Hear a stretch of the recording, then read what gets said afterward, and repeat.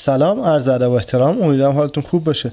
این بار در خدمتتون هستیم با یک شاهکار بی‌نظیر از برند سوئیسی ادوکس. اسم این ساعت کیپ هورن سوپر و از خانواده گراند اوشن هستش.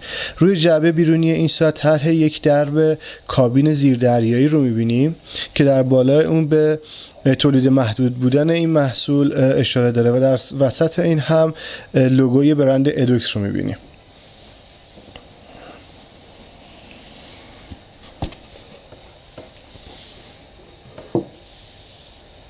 اولین چیزی که نظر ما رو جلب میکنه سرتیفیکیت این ساعت هستش که داخل اون خدمتتون عرض بکنم تمامی مشخصات ساعت از بابت نوع بند، نوع موتور و تمامی متریال های استفاده شده در این ساعت رو ذکر کرده.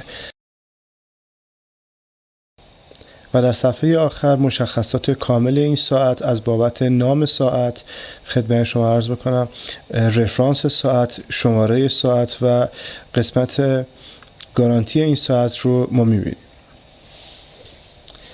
جعبه اصلی این ساعت از جنس چوب ساخته شده و اینجا هم درب کابین یک زیردریایی رو می‌بینیم که به واسطه این درب شیشه‌ای که داره کاملا خود ساعت مشخص هستش.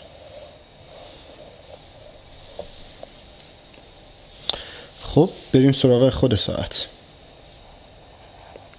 جنس بند ساعت از چرم طبیعی هست و قفل و قاب ساعت از جنس استیل L316 که بر روی قفل اون هم درب کابین زیردریایی رو می‌بینیم که روی اون لوگوی ادوکس خورده.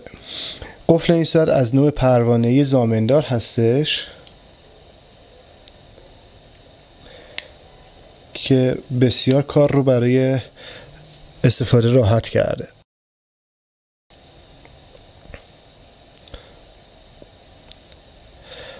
قاب ساعت همونطور که گفتم از استیل L316 هستش و در قسمت‌های طلایی رنگ از طلای 18 عیار استفاده شده.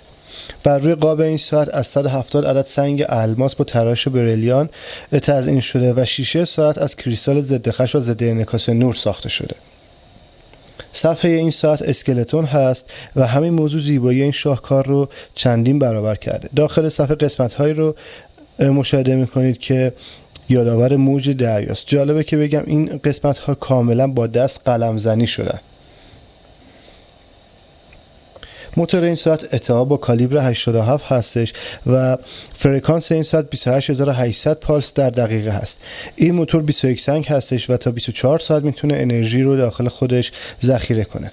وزن این ساعت 157 گرم هست و این ساعت شماره 10 از 20 هستش که اینجا ذکر شده. همین موضوع اشاره به محدود بودن و خاص بودن این شاهکار داره. در قسمت پشت این ساعت باز هم درب کابین زیردریایی رو می‌بینیم که به شکل اوپن هارت طراحی شده. این درب جهت دسترسی سریع به پیچ تنظیم موتور تعبیه شده و درب کلی ساعت این درب بزرگتر هستش.